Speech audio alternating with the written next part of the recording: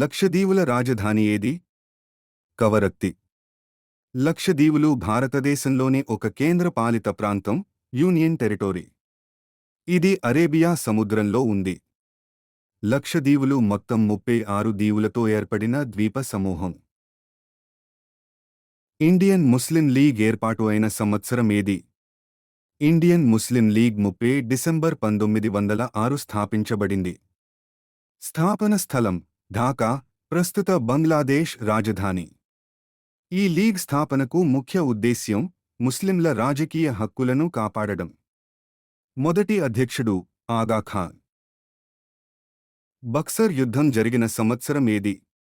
బక్సర్ యుద్ధం 22 అక్టోబర్ 1764న జరిగింది. ఈ యుద్ధం బ్రిటిష్ ఈస్ట్ ఇండియా కంపెనీ నాయకుడు హెక్టార్ మున్రో మరియు భారత రాజుల కూటమి మధ్య జరిగింది. బెంగాల్ యొక్క మొదటి గవర్నర్ జనరల్ ఎవరు? Warren Hastings. 1774లో బెంగాల్ యొక్క మొదటి గవర్నర్ జనరల్ అయ్యాడు. ఈ పదవి 1773 రెగ్యులేటింగ్ చట్టం రెగ్యులేటింగ్ యాక్ట్ ద్వారా ఏర్పడింది. వారెన్ హేస్టింగ్స్ తరువాతి governor general lord Cornwallis. Bengal యొక్క మొదటి గవర్నర్ రాబర్ట్ క్లైవ్. మూడు వైపులా ఒకే దేశంతో సరిహద్దు కలిగిన భారత రాష్ట్రమేది? త్రిపుర.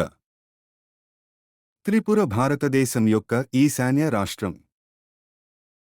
ఇది మూడు వైపులా బంగ్లాదేశ్ దేశంతో సరిహద్దు కలిగి ఉంది. త్రిపురకు తూర్పు వైపున మాత్రమే అస్సాం మరియు మిజోరం రాష్ట్రాలు సరిహద్దులుగా ఉన్నాయి. షుగర్ కేన్ బ్రీడింగ్ ఇన్స్టిట్యూట్ ఎక్కడ ఉంది? Coimbatore. Sugar cane breeding institute 1912లో స్థాపించబడింది. ఇది భారతదేశంలో చెరకు పంటలపై పరిశోధనలు చేసే ప్రముఖ కేంద్రం. ఇది చెరకు వంగడాలను అభివృద్ధి చేసి రైతులకు అధిక దిగుబడులు అందించడంలో సహకరిస్తుంది. ప్రపంచ ఆరోగ్య దినోత్సవం ఎప్పుడు జరుపుకుంటారు? ఏప్రిల్ 7. ప్రపంచ ఆరోగ్య సంస్థ WHO స్థాపించబడిన రోజైన 7 ఏప్రిల్ 1948ను గుర్తుగా ప్రతి సంవత్సరం ఏప్రిల్ 7న ప్రపంచ ఆరోగ్య దినోత్సవం జరుపుకుంటారు. ఈ రోజు ప్రజల్లో ఆరోగ్యంపై అవగాహన పెంచడం లక్ష్యంగా ఉంటుంది. బెంగాల్ను ఎవరు విభజించారు? బెంగాల్ విభజనను లార్డ్ కర్జన్ 1905లో అమలు చేశారు. విభజన ఉద్దేశం పరిపాలన సౌలభ్యం అని చెప్పబడినా అసలు ఉద్దేశం హిందూ, ముస్లిం ఐక్యతను భంగపరచడం. ఈ చర్యకు వ్యతిరేకంగా స్వదేశీ ఉద్యమం ప్రారంభమైంది. ప్లాస్టిక్ కరెన్సీని మొదటిగా అమలులోకి తెచ్చిన దేశమేది? ఆస్ట్రేలియా.